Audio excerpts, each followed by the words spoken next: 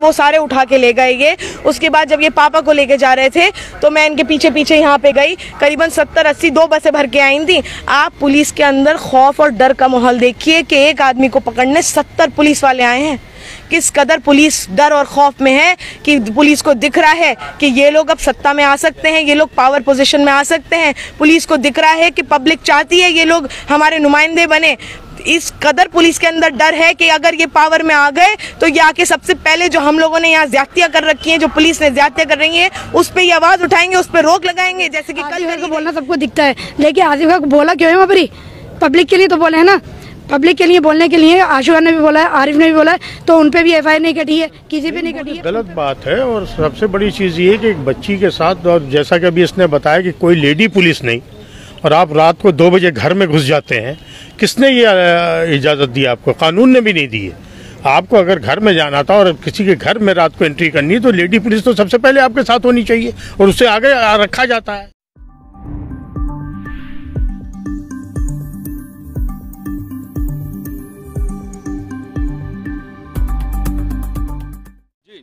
अरीबा खान मेरे सामने मौजूद हैं। क्या ये जो कल की वारदात के बाद ये रात को क्या ऐसा होता है जो आसिफ मोहम्मद खान को पुलिस ले जाती है? देखिए, कल के जो वाकया हुआ है तैयब मस्जिद पे, आप सभी लोग वाकिफ हैं। मैं एक बार और हाईलाइट करना चाहती हूँ कि जुमे के खुतबे के बाद, जुमे की नमाज के बाद वहाँ पे आम आदमी पार्टी के जो कार्यकर्ता थे वो पैसे लेके पहुँचे और उन्होंने माइक पे ये बयान दिया कि हम लोग यहाँ डोनेशन कर रहे हैं और आप सब झाड़ू पे वोट डालिएगा। खुल्लम खुल्ला वोट खरीदा गया है कल, और बल्कि खरीदा भी क्या गया है, वोट खरीदने की कोशिश करी गई है। ये यहाँ के आवाम को बेवकूफ़ और पागल समझते हैं कि यहाँ की आवाम जो है वो कुछ नोटों पे बिक जाएगी। इतनी बेवकूफ़ आवाम है यहाँ की, जो आपकी इस तरह के गंदे घटिया करप्शन वाली हरकतों में आपके साथ इन्वॉल्व होगी। ये एक वहाँ पे इशू हुआ था, तो वहीं के जो लोकल रेजिडेंट्स थे। ये मस्जिद के अंदर था या मस्जिद के बाहर थी ये बात? देखिए, ये जो हुआ है मस्जिद के अंदर हुआ है और ये सीसीटीवी में रिकॉर्ड हुआ है। और वहीं मस्जिद के अंदर जो लोग थे उन्होंने फौरन इस बात पे आवाज उठाई कि ये गलत हो रहा है, ये बिल्कुल इस तरह से हरकतें नहीं होनी चाहिए, ये खुल्लम खुल्ला वोट खरीदने की हरकतें नहीं होनी चाहिए। सीसीटीवी में ये चीज भी रिकॉर्ड हुई है, लेकिन सीसीटीवी का फुटेज जो है वो पुलिस ने गायब कर दिया है। ठीक है, मैं अभी वो उस पर भी आऊंगी। वहीं के लोकल रेजिडेंट्स का हमारे पास फोन आया। मैं उस वक्त मीटिंग में थी, कहीं कैंपेन मीटिंग में, मेरे पास फोन नहीं था, मैं उठा नहीं पाई। पापा के पास फोन आया, हमारे वालिद साहब वहां पहुंचे, फौरन उनसे अपील करी लोगों ने कि आप प्लीज यहाँ आके, और यहाँ पे ये हरकत हो रही है, फौरन आइए और इसके खिलाफ आप आवाज उठाइए। ये गलत यहाँ हरकत हो रही है, इसके खिलाफ आप बोलिए, आके एक्शन लीजिए।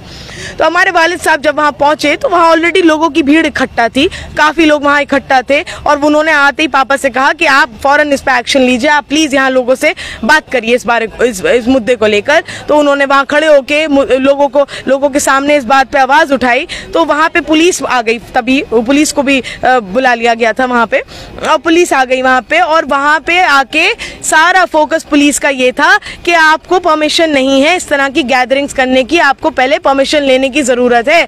जबकि वो कोई कैंपेन मीटिंग नहीं थी हमारा कोई वहां पे किसी तरह का ऑर्गेनाइज्ड मीटिंग नहीं थी। वो वहां के लोकल रेजिडेंट्स इकट्ठा थे, उन्होंने सिर्फ हमें बुलाया था। उन्होंने बुलाया था, उनके कहने पे बिल्कुल उनके कहने पे हम वहां पहुंचे थे, उनकी आवाज बनने के लिए पहुंचे थे, और उन्होंने ही बुलाया था हमें। और उस पे पुलिस का सारा फोकस इस बात पे था, ना कि इस बात पे कि जो इलेक्शन के दौरान ये इलीगल एक्टिविटीज करी जा रही हैं वहां पे, उस पे पुलिस का कोई फोकस नहीं था। उल्टा वहां की सीसीटीवी फुटेज पे जब कहा गया कि आप देखिए और इस पे एक्शन लीजिए, तो उसको भी गायब कर दिया गया सीसीटीवी फुटेज को। वो अभी तक कहीं नहीं आई है, एक्सेस नहीं है किसी का उस फुटेज के पास, किसी भी तरह का। और उसके बाद पुलिस ने वहां पे बदतमीजी करी, और पुलिस ने जब उनसे कहा गया कि आप इस पे एक्शन लें, देखिए एक्शन कहां से लेगी पुलिस, जब सारा यहाँ के पिछले कुछ सालों में जो नुमाइंदे हैं उन्होंने सिर्फ पुलिस को पैसा खिलाया है। तो पुलिस और वो तो मिलके चल रहे हैं यहाँ पे, साथ सारी गुंडागर्दी तो मिलके हो रही है यहाँ आवाम को के खिलाफ। ये जो ऑपरेशन हो रहा है ये तो मिलके किया जा रहा है नुमाइंदों और पुलिस के तहत। तो किस बात की पुलिस एक्शन लेगी उनके खिलाफ? और आप ये देखिए कि वहां और भी लीडर्स आए थे जो वार्ड 188 से इलेक्शन लड़ रहे हैं, उन्होंने भी तो भाषण दिया दिए खड़े होके। रात को क्या होता है ये? नहीं, आप एक मिनट, उन्होंने भी भाषण दिया, उनपे तो कोई एफआईआर नहीं कटी। एफआईआर कटी हमारे वालिद साहब पे, क्यों? क्योंकि एक लौते वही थे जिन्होंने थाने में जाके एप्लीकेशन करवाई। 2 एप्लीकेशंस वहां पे गई हैं, जो एक हमारी तरफ से गई है और जो दूसरी वहां के लोकल रेजिडेंट्स ने ली है। अभी तक एफआईआर नहीं कटी है उन एप्लीकेशंस पे, 24 घंटे होने जा रहे हैं, लेकिन हमारे वालिद साहब के खिलाफ एफआईआर 2 घंटे में कट गई और रात को ही उन्हें अरेस्ट भी कर लिया गया। मैं अभी आपके पास आऊंगा तो जी। परवेज हाशमी जो एक कद्दावर नेता हैं यहाँ पर कांग्रेस से, वो भी यहाँ पहुँचे हैं, मैं उनसे बात करूँगा। जी परवेज भाई, क्या ये हादसा होता है रात को, कुछ बताएंगे? और देखिए, बड़े अफसोसनाक हादसा है कि घर में औरतें हों और पुलिस इस तरह से दरवाज़ा तोड़ के घुस जाए और जाके वहाँ पे बदतमीज़ी करे। हमारी बेटी के साथ भी बदतमीज़ी करी, अभी इसने मुझे बताया, मैंने इसका वीडियो भी देखा, और फ़ोन छीन के ले गए, उसकी उंगली में भी चोट लग गई। इसका मकसद ये नहीं है, अगर आसिफ ने कुछ किया भी था तो इतना बड़ा गुनाह नहीं किया था, मैंने वो भी वीडियो देखा है जिसमें ठीक है वो ये कह रहे हैं कि अगर ये कानून के अंदर नहीं है तो मैं नहीं करूँगा।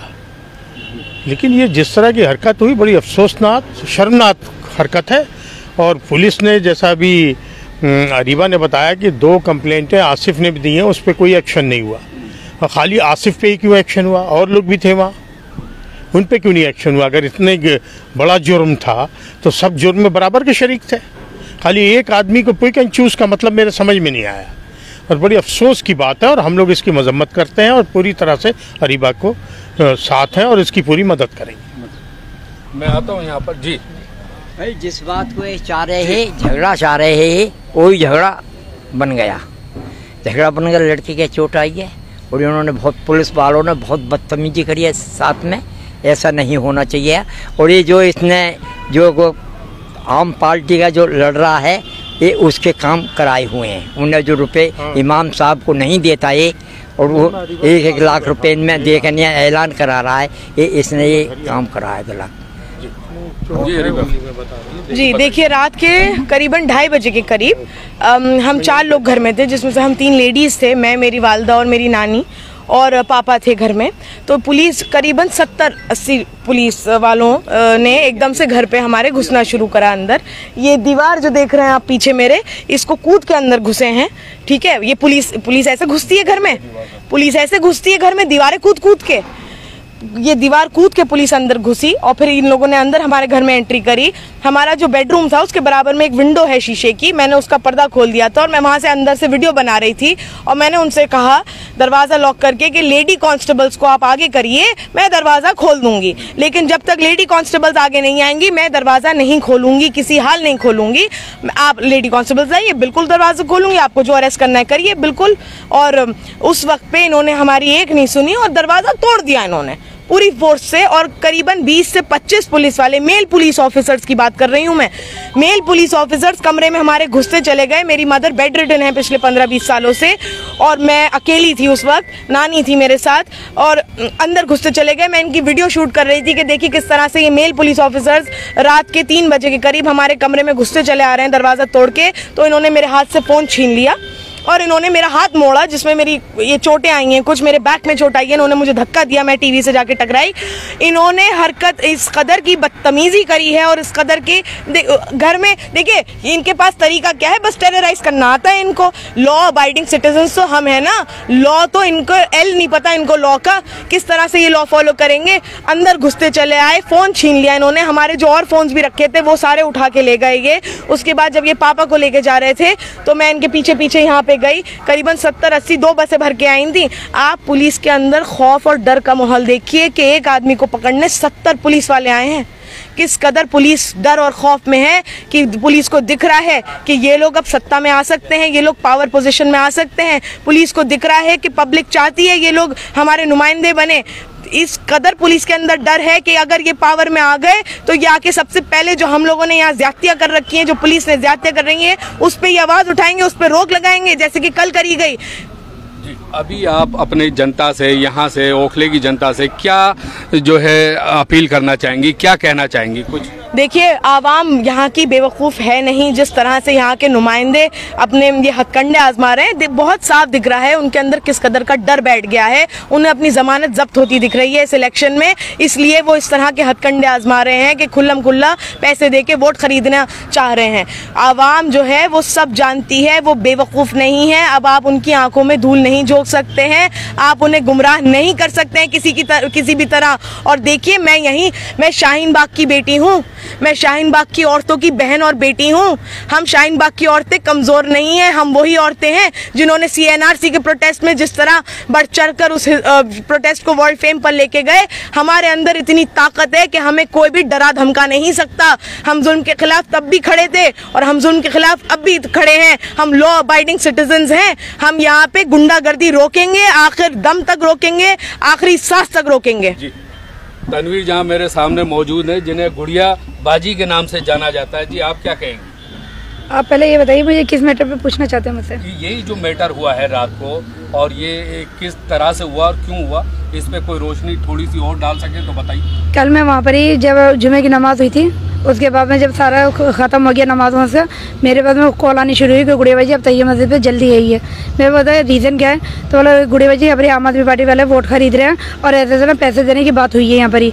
मैंने चलो ठीक है मैं आती हूँ। जब मैं वहाँ पर पहुँची तो वहाँ पर फ़ोन करके सभी को बुलाया जा रहा था, तो आसिफ भाई को बुलाया था फ़ोन करके, वहाँ पर आशु खान भी आया था, वहाँ पर आरिफ सैफी भी आया था, वहाँ पर भीम आर्मी के भी आए थे, सारे आए थे वहाँ पर ही।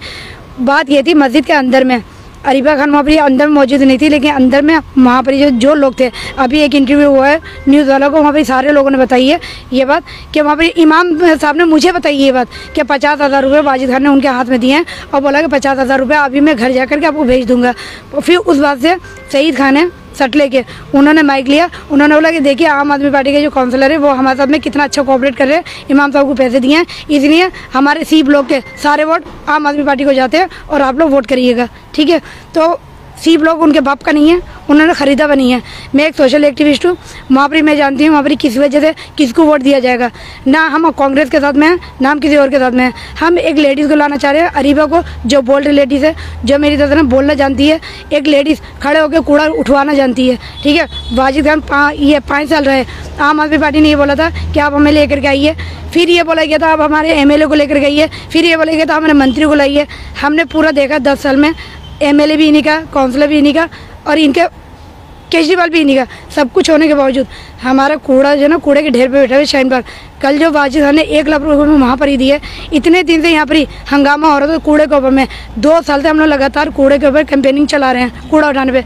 तो अगर वाजिद खान ने वहाँ पर 1 लाख रुपये दिया है तो 10,000 रुपये अगर वो यहाँ पर ही दे करके यहाँ पर ही डंप करना बंद करवा देते, यहाँ पर उठवा देते कूड़ा, अलशिफा का कूड़ा उठवा देते, तो आज ये नौबत नहीं आती। तो ये जो करवाया गया है ये पैसे के बल पे, मालूम है कि वाजिद खान के पास बहुत पैसा है, करोड़ों रुपए कमाते हैं, वो बिल्डर है, मनीष सिसोदिया के पार्टनर हैं, तो जाहिर सी बात है उनके पास बहुत सारा पैसा है। तो वो कुछ पैसा इमाम को ना दे करिए, अगर वो पैसा हमारे इलाके के लिए लगाते तो आज अरीबा खान के लोग के साथ में खड़े नहीं होते, आज उसी के साथ में खड़े होते। लेकिन पब्लिक क्यों नाराज़ है? नाराज़गी की वजह से आज अमानतुल्लाह खान रो रहे हैं, रो करके वो अपील कर रहे हैं, इमोशनल सपोर्ट मांग रहे हैं पब्लिक की, ठीक है ना। अगर उनसे नाराज़ है पब्लिक तो क्यों नाराज़ है? आसिफ खान को बोलना सबको दिखता है, लेकिन आसिफ खान को बोला क्यों है वहाँ पर? पब्लिक के लिए तो बोले हैं ना, पब्लिक के लिए बोलने के लिए आशु खान ने भी बोला है, आरिफ ने भी बोला है, तो उन पे भी FIR नहीं कटी है, किसी पे नहीं कटी है, उन पे कटी है। मेरे कहने का मतलब ये है कि एक धर्म का वो है मस्जिद, उन्होंने मस्जिद में इस तरह से करा क्यों ये हरकतें, और ये हरकतें करी हैं तो वहाँ पर जो गवाह था जिसने वहाँ पर कंप्लेंट कराई है, अभी तक सईद खान को अरेस्ट नहीं करा गया है, उन्हें बुला के पूछताछ करके छोड़ दिया गया। तो आप ये बताइए ये एक तरफा पॉलिटिक्स क्यों खेली जा रही है? हाँ, तो यानी कि आम आदमी पार्टी पूरी सईद खान के साथ है, उसके साथ कोई FIR नहीं होगी। पैसा अगर बांटना है तो पब्लिक के लिए, आवाम के लिए खर्च करो ना। तो इमाम को पैसे देगा, उनके बाप की पब्लिक उनके बाप की है इमाम साहब की, या उनके तैयब मस्जिद वालों की है? मस्जिद का कोई भी पब्लिक को नहीं खरीद सकता, वोट कोई नहीं खरीद सकता। रात में दारू पिला करके, एक प्लेट बिरयानी खिला करके कोई वोट नहीं खरीद सकता। हम जो वोट करेंगे काम पे करेंगे, कूड़े के ढेर पे नहीं बैठेंगे। और यहाँ हमारे, और आपको पता है मैं एक सोशल एक्टिविस्ट हूँ, मैं किसी के साथ नहीं हूँ, मैं पब्लिक के साथ हूँ और पब्लिक मेरे साथ में है। और इसी जगह इन लोगों को डर भी है कि सारे सोशल एक्टिविस्ट एक तरफ हो गए अरीबा खान के लिए। हम किसी के साथ नहीं है, हम अरीबा खान के साथ में। हम चाहते हैं कि अरीबा खान जैसी लेडीज आए और यहाँ पर काउंसलर बन करके आए, और इंशाल्लाह आसिफ भाई का जेल जाने को कोई भी जाने का इस पे असर नहीं पड़ेगा। हम इसे मिल करके लड़वाएंगे। और ये जितनी पब्लिक खड़ी है ना, इससे कहीं ज़्यादा पब्लिक तैयब मस्जिद पे अरीबा खान का इंतजार कर रही है। हम अरीबा खान के साथ हैं और लड़वाएंगे इंशाल्लाह। परवेज भाई कुछ और कहेंगे चलते चलते? नहीं, बहुत ही गलत बात है। और सबसे बड़ी चीज़ ये है कि एक बच्ची के साथ, और जैसा कि अभी इसने बताया कि कोई लेडी पुलिस नहीं, और आप रात को 2 बजे घर में घुस जाते हैं। किसने ये इजाज़त दी आपको? कानून ने भी नहीं दी है। आपको अगर घर में जाना था और किसी के घर में रात को एंट्री करनी है तो लेडी पुलिस तो सबसे पहले आपके साथ होनी चाहिए और उससे आगे रखा जाता है। और बाकी बातें जो अभी गुड़िया ने कही या हमारी बिटिया अरीबा ने कही, मैं उससे पूरी तरह इत्तेफाक करता हूं कि जानबूझ के बदमाशी करी जा रही है और आम आदमी के कैंडिडेट्स को जिताने के लिए और इस तरह के हथकंडे अपनाए जा रहे हैं। और सबसे अफसोसनाक बात यह है कि मस्जिद से ऐलान करने का तो सवाल ही नहीं होना चाहिए कि आप मस्जिद से ऐलान कर रहे हैं कि किसको वोट दो। मस्जिद के बाहर बहुत बड़ी जगह है, वहाँ कीजिए। और उस पर अगर कोई एक्शन नहीं हो रहा तो ये गलत बात है और मैं इसकी मजम्मत करता हूँ।